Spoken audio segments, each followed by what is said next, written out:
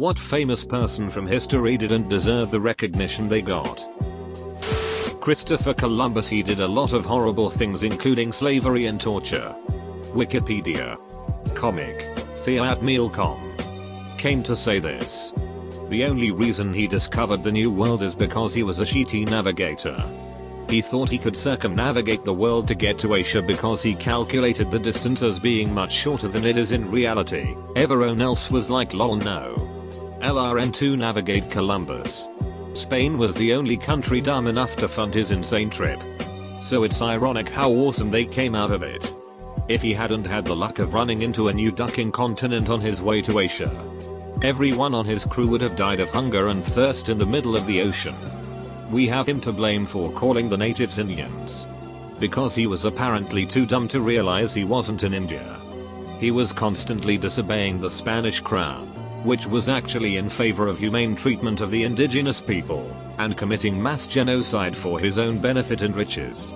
He was eventually tried in Spain and found guilty. But everyone in the world still celebrates him as a hero. And there are countries, cities, and holidays named in his honor. Personally, I think Columbus Day should be changed to Day of the Americas. Honoring the cultures, heritage and history of the New World. Not some genocidal asshole who was a crappy sailor. Marilyn Monroe. She wasn't a plus-sized model at all. She was in fact extremely skinny for her era. She was also a drug addict who cheated on her husband. I can understand her being famous for singing and acting but not for being inspirational. Paul Revere. His midnight ride was nothing. Only 16 miles. While that is admirable, Israel Bissell is who we should remember. He rode 345 miles to alert the colonists that the war had begun. We have Longfellow and his poem to thank for the misplaced recognition. Richard the Lionheart. Mostly deserted his country for the Crusades. But thanks to the Robin Hood tales, he becomes a noble king with a wicked brother. John had to try and hold the country together, and was doing a decent job of it. All things considered, John the Soft Sword was so bad as king that he spurred the creation of the Magna Carta. So in a roundabout way, go team. Thomas Edison sticks out. The man was more of a dirty businessman than an inventor. Mother Teresa. I didn't know about her itchiness until I watched Penn and Teller's Holier Than Thou episode. But this itch. She wouldn't sterilize needles in a disease-riddled den before giving people vaccines, which probably cause more death and the spread of disease than anything else. Best part is, her reasoning is God will protect the righteous or some shit like that. The living ducking devil. Any Kardashian. John Lennon was a big dig to most women in his life. Didn't give too much of a duck about his first kid either. Full stop. But that doesn't really change his musical achievements. He's known for his music, not for his treatment of women. Whether through his music or not, John Lennon spent his life spreading the idea of peace and love for one another. No war. Give peace a chance. etc etc etc. Kinda ironic doing so after you treat women and your own son like shit. Nostradamus.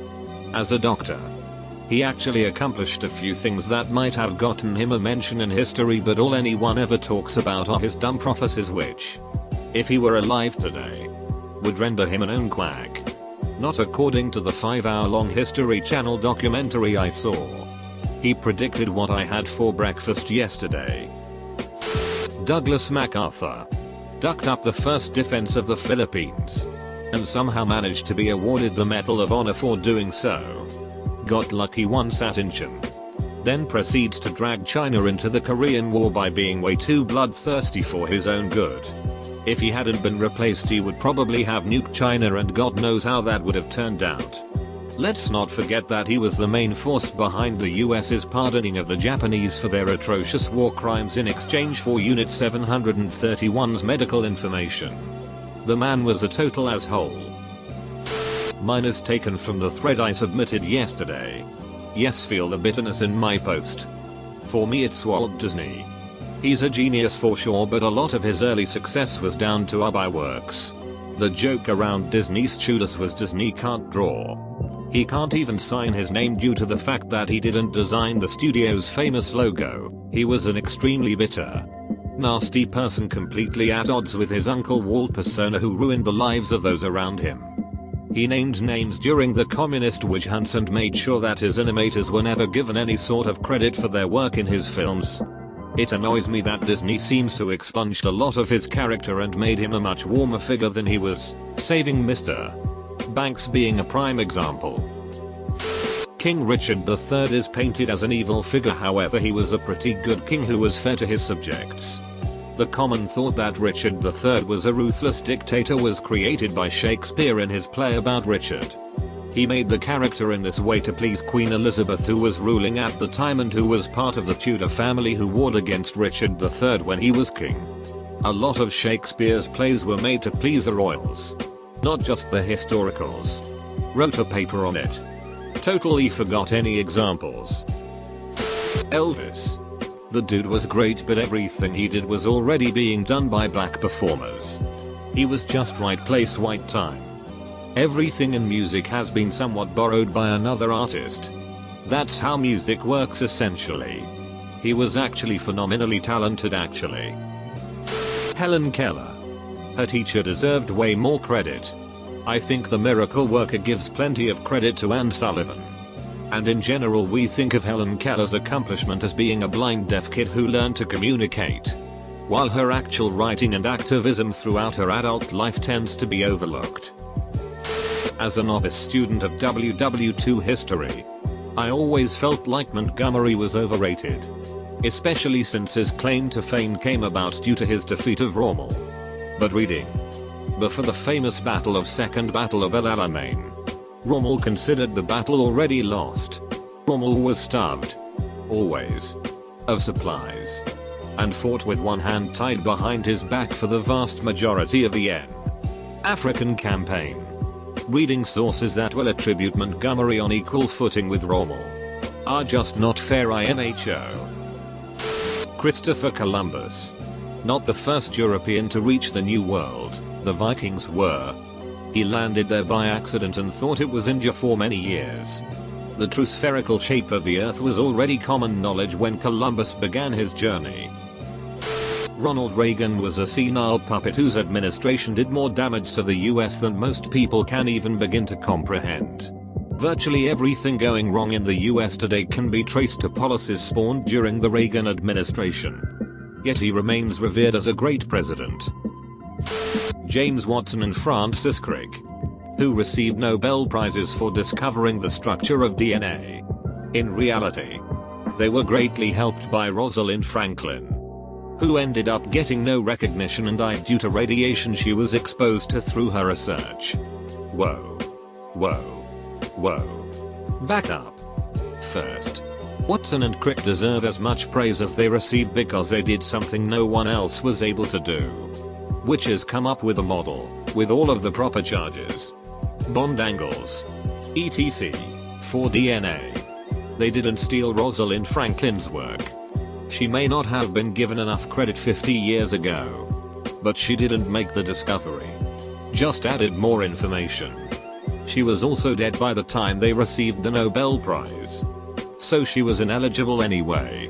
At this point in history, we've made a complete 180, and rather than not giving her enough credit, we are giving her too much. Bolto. Maybe not a person, but he gets all the credit for the 1925 serum run to Nome, Alaska. True. Bolto was the lead dog in the team that delivered diphtheria antioxin to Nome. However, his team was the last leg of the journey. All in all, Bolto led his team a little over 80 miles. Togo was the lead sled dog of the team that not only traveled the farthest, but through the worst conditions, traveling along the coast of the Bering Sea. There were no trees to protect against the elements on the open ice, and the wind chill was measured at -85. Togo's team covered over 300 miles. However, the exertion took its toll. Togo could no longer run after the journey. In response, I present a quote. "I can't stand moral absolutism. You know, There's always that guy who wants to point out that Martin Luther King cheated on his wife, as if he obviously couldn't have been a great person if he did something like that. Or someone will bring out an inspirational quote and get you to agree, and then inform you that Hitler said it. As if a good thought couldn't come from Hitler. Moral absolutism keeps us from learning from the past. It's easy to say, Hitler was a demon. Nazis were all bad seeds, that's simple. It's much harder to say, is that humanity? Is that me? English Dr. Jon Snow. He gets a lot of credit for ending the cholera epidemic in London. He also came up with the correct theory that it was spread through contaminated water. While his theories were actually correct, they weren't accepted at the time and did little to help the water quality issues plaguing London. Joseph Bazalgette was an engineer who planned and got approved a redesign of the city's whole sewer system. He was operating under the faulty pretense that cholera was spread through bad air. But the sewer renovations he oversaw were so well done that it ended most of the water contamination issues behind the large cholera outbreaks. So while Jon Snow gets the credit for first correctly identify how cholera is transferred between people, Bazalgette deserves the recognition for ending the cholera outbreaks in London. Not Snow. It's a little nitpicky, I admit. But I always get irked when I read a little note somewhere about how Jon Snow saved London from cholera. How has no one said Magellan yet? That ass clone hardly made it halfway around the world before dying. Yet is credited with sailing around the entire stupid world. If that counts as circumnavigating the globe, then I want credit for running a marathon each time I jog to the grocery store to buy milk. To be fair, his goal was not to circumnavigate the globe but to find a water route to the Orient, which he did. The surviving members of his crew became fabulously wealthy due to the trade that his trip opened up. Couldn't find it, but Steve Jobs was a total douche from what I've read. He would just march around firing people. He also accepted stock options as his salary as a way to avoid taxes. Yet everyone thinks he is so great for only having an actual salary of $1. Or something like that. I may get a lot of hate for this, but Princess Diana, she did some charity amongst other things, but that was because she was unable to do anything else, and now she is dead. She is seen as an untouchable goddess. That was absolutely perfect. Obama and his Nobel Peace Prize. He had been in office for barely 9 months. It was ridiculous and trivialized the meaning of the prize. Especially now when you look at the collateral damage from the upsurge in drone strikes during his presidency. Marie Antoinette. That "let them eat cake" thing was horrendously misquoted. Some accounts seem to place her on a black pedestal as the embodiment of the French Ancien Regime's decadence. But in reality she was little more than a painfully sheltered and naive young woman who'd been used as a political pawn for most of her life. She was, by all accounts, a loving mother and wife. And like hell did she deserve to get her head chopped off. Harry Potter. Neville Longbottom should have been just as famous as Potter. But no. Potter survived the curse and had that stupid ducking scar. I'm sure if Neville's parents weren't ducking insane from putting their lives on the line, they would have died for him as well. Potter is a white knight pussy. Third year Slytherin. Oliver Heaviside. The man developed vector analysis, rewrote the Maxwell equations in their current form, theorized the Dirac and Heaviside functionals, etc. Other than Tesla and Gauss, he's probably one of the most influential physicists mathematicians in electrical engineering. He was unemployed for most of his career, lived alone, had very few friends, and died extremely poor. Nor was he ever wealthy. Benedict Arnold. Strategic genius. War hero. Spent his fortune supporting the revolution. Slandered.